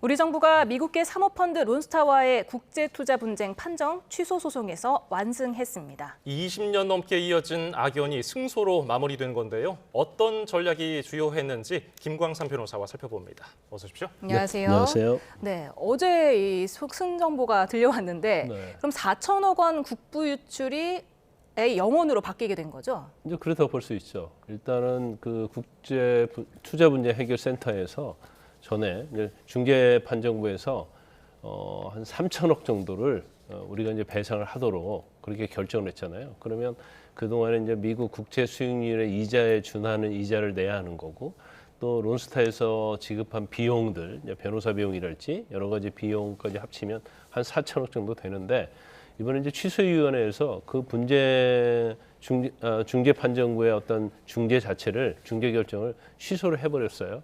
근데 결과적으로 우리가 이제 4천억 정도를 물어줄 필요가 없다는 거고, 오히려 이 소송 관련해서, 이 중재 절차 관련해서 우리가 지급한 돈이 한 73억 정도가 비용이거든요. 이것까지 30일 이내에 이제 론스타가 저희에게 물어줘야 하는 이제 그런 상황이 된 겁니다. 론스타는 법적 대응을 시사하는 듯한 발언을 했더라고요. 그거 어떻게 봐야 됩니까? 그건 이제 절차를 한번 봐야 하는데 좀 명확하지는 않은데, 지금 취소위원회에서 자기들에게 유리하게 내렸던 그 중재 판정에 대해서 중재에 대해서 불복하겠다는 거예요. 그런데 취소위원회에서 판단하는 것은 이제 절차에 대해서만 판단을 하거든요. 예. 그래서 적법 절차가 없었고 유법 절차라고 판단했기 때문에 취소를 한 건데 아마 지금 론스타의 입장 자체는 이제 다시 중재를 신청하겠다 그런 취지인 것 같아요. 그래서 이게 이제 취소위원회 결정과 이제 어떤 관계가 있고 이제 그런 것들은 론스타에서 하면 이제 법리적으로 준비를 해서 절차에 대해 이유로 취소를 했기 때문에 아마 또 다른 새로운 중재를 신청을 준비하겠다 이런 취지로 하기 때문에 이제 법리적으로 이제 어떻게 하는지는 좀 지켜봐야 할 것 같습니다. 네, 론스타가 2003년에 외환은행 지분 51.02%를 1조 3,834억 원에 인수를 했고, 그리고 하나금융주주의 3조 9,157억 원에 넘겼기 때문에 이미 2조 원 이상의 차익을 남겼거든요. 그럼에도 불구하고 앞서 매각 계약을 체결했던 HSBC와 5조 9천억 원대 이게 못 미친다면서 지금 소송을 제기한 거잖아요. 그렇죠. 일단 이 론스타가 이제 사모투자펀드예요. 그래서 어떤 회사를 인수해서 회사를 키우는 게 아니고 회사를 인수한 다음에 바로 팔아넘기는 이제 기업 사냥꾼 같은 형태를 해왔는데 2003년도 자체가 올해 굉장히 어려운 시기였습니다. 특히 IMF 이후에 우리나라뿐만 아니라 이제 아시아 국가가 전체적으로 굉장히 어려웠어요. 금융위기가 있었기 때문에. 그래서 우리나라뿐만 아니라 이제 다른 나라, 뭐 일본 심지어 그래서 헐값으로 회사를 사들이죠. 기업을 사들여서 그다음에 이제 이 금융위기가 진정이 되고 나서 이제 굉장히 높은 프리미엄을 붙여 파는 이제 그런 행태를 보이는 이제 사모투자펀드라고 할 수 있는데 외환은행을 1조 3,800억에 2003년도에 굉장히 어려운 시기였거든요. 우리나라가 굉장히 외화가 모자랄 때 아닙니까? 그래서 굉장히 헐값에 삽니다. 샀는데 이 과정에서 여러 가지 문제가 있었어요. 너무 헐값이 아니냐고 굉장히 많은 국민의 여론이 좀 들끓었고, 그 다음에 사실은 이제 금융기관을 인수하려고 하면 산업자본이어서는 안 되는데 이건 사모투자펀드이잖아요. 사모투자펀드이기 때문에 이건 산업자본이다. 그래서 사실은 금융기관을 인수할 수 있는 자격이 안 된다. 이제 그런 비판이 많이 있었음에도 불구하고 결과적으로 너무 그날 국가 어떤 상황이 재정 상황이 어려워서 결국 하나은행이 이제 론스타가 가져간 거거든요. 론스타가 이제 가져갔으니까 이걸 이제 비싸게 팔고 빨리 떠나려고 하는 거죠. 그래서 처음에는 이제 국민은행하고 사실은 외환은행을 매각하는 계약 체결인데 이거 안 됐고요. 아까 말씀드린 HSBC 은행하고도 했는데 안 됐고, 그다음에 최종적으로 하나금융지주하고 매각 결정을 했는데 이 과정이 굉장히 많이 지연이 됐죠. 여러 가지 아까 말씀드린 것처럼 이게 산업자본이냐 아니냐를 비롯해서 또 더군다나 이제 국민의 어떤 그런 감정들. 근데 그 과정에서 론스타가 외환은행 주가를 조작합니다. 그 이유는 뭐냐면 외환은행을 파는 데 있어서 더 돈을 많이 받기 위해서, 그리고 그 비용 같은 걸 자기들이 어떻게 보면 전략하기 위해서. 이제 그러다 보니까 그 당시에 외환 주가 조작과 관련해서 사실은 한국의 대표가 기소가 돼서 실형 선고받고 그랬거든요. 이제 그런 과정을 거쳤는데 이제 론스타 주장은 뭐냐면 이런 국가가 개입을 하고 국가의 정책이랄지 아니면 국세청 이런 데가 과세를 하면서 사실은 이 외환은행을 매각하는데 지연이 되면서 우리가 손실을 봤다. 이제 그걸 한 6조 정도 해서 중재 신청을 한 겁니다. 그러다가 2012년에 론스타가 이 해결기구에 이 6조 넘는 돈, 우리 돈으로 6조 넘는 돈을 한국 정부가 물어내야 한다고 이렇게 청구를 했고요. 네네. 그리고 2022년에 이 투자분쟁 해결기구가 그 중에서 6조 중에서 4.6%에 달하는 금액을 인정한 거예요. 그러니까 론스타 손을 그때 들어줬던 건데 그때 왜 4.6%만 인정했을까요? 6조 원대인데요. 저거 자체가 굉장히 좀 과장됐다 이렇게 볼 수밖에 없고, 그다음에 이제 중요한 것 중에 하나가 이유 중에 하나가 론스타가 주가 조작을 했거든요. 외환은행.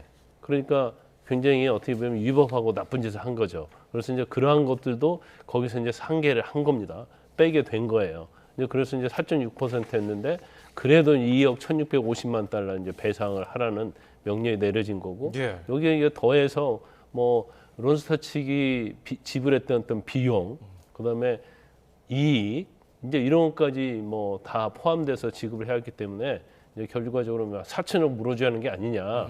이제 그 당시 이제 그런 것들 논란이 있었었죠. 네. 이 국제중재재판이라는 게 단심제인데 네. 이게 취소 소송만 가능하다고 들었습니다. 근데 취소가 절차적 하자가 있을 때만 인정이 되는데 이게 1.6%, 5-6%밖에 안 된다면서요. 1.5에서 1.6%. 72년도 이후에 이제 중재 신청이 503건 정도 있었다고 그래요. 그 중에서 취소된 게 25건이고 지금 이번엔 사례처럼 완전하게 전부 취소가 되는 것은 8건밖에 없었다는 거야.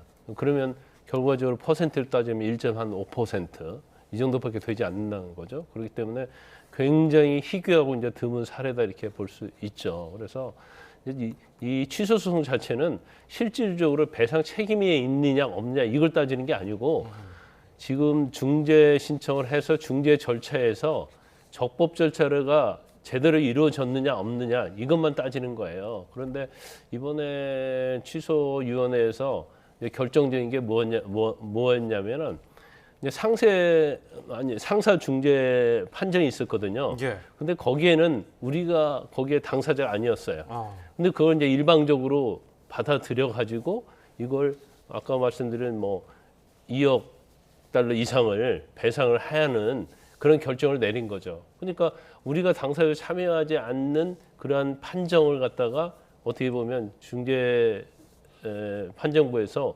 이걸 근거로 해가지고 이런 결정을 내렸기 때문에 이것이 이제 적법질차에 문제가 있다는 거고, 그다음에 이제 두 번째 자체는 어떻게 보면 어떤 권한 자체에서 이건 뭐 구체적으로 보면 굉장히 복잡한 얘기인데 중재 판정부의 권한을 넘어서 판단을 한 부분, 그리고 이러한 판단을 하려고 하면 이유를 잘 설치를 해야 하는데 이유가 없다랄지 이유가 이제 불비한다랄지 뭐 이런 근거로 해서 이번에 취소가 된 거죠.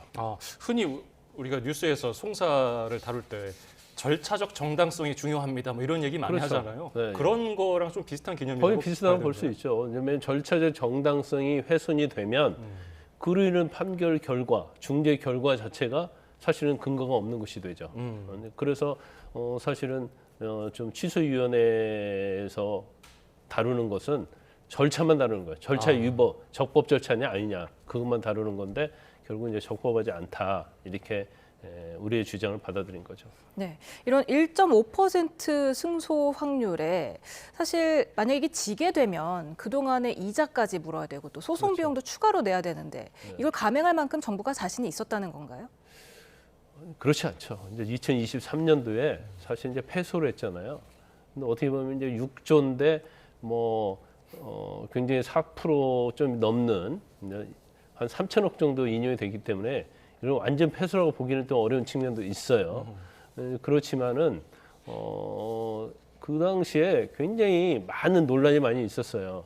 항소를 하는 게 맞냐, 아니까 취소위원회에 불복을 하는 게 맞냐, 맞지 않느냐 이런 논란이 있었는데 그 당시 야당인 민주당에서는 이거 우리가 불복해봤자 비용만 들어가는 것이다. 그리고 이길 확률이 뭐 1.7%, 6%밖에 되지 않는데 왜 국가의 재원을 낭비하냐. 굉장히 반대를 많이 했었죠.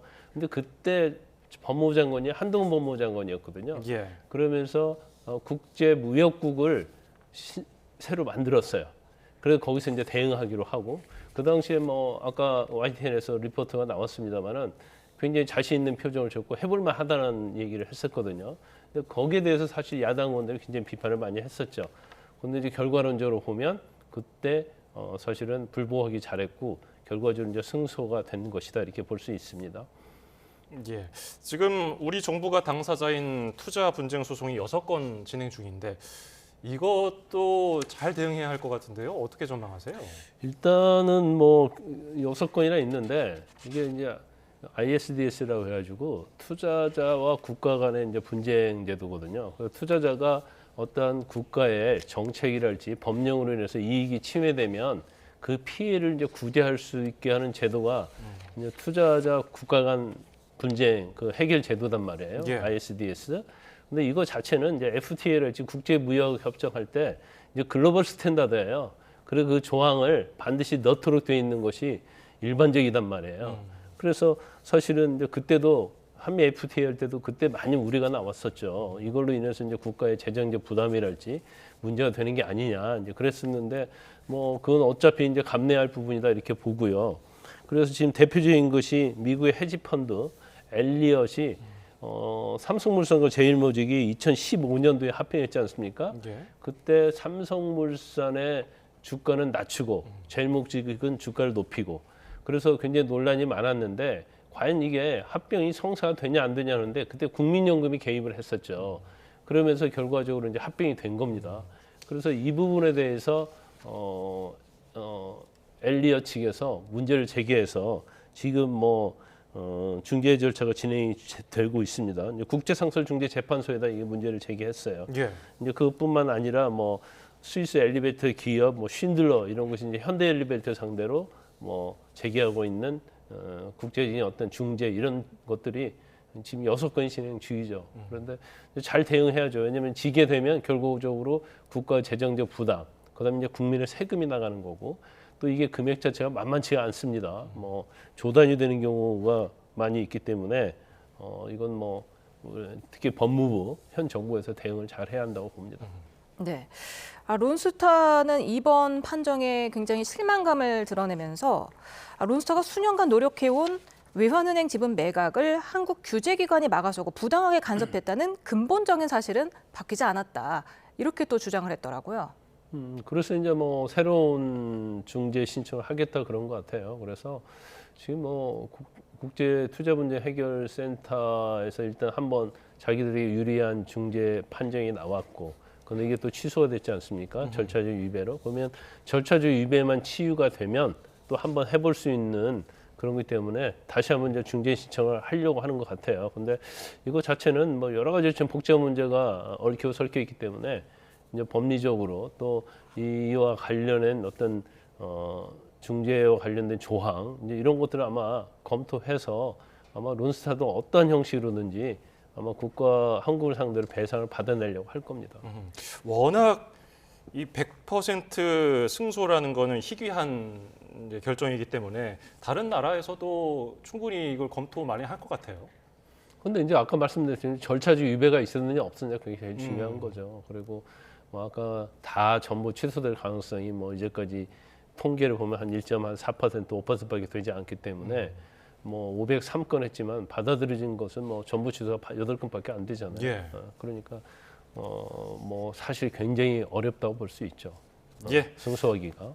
오늘 도움 말씀 여기까지 듣겠습니다. 지금까지 김광삼 변호사였습니다. 고맙습니다. 감사합니다.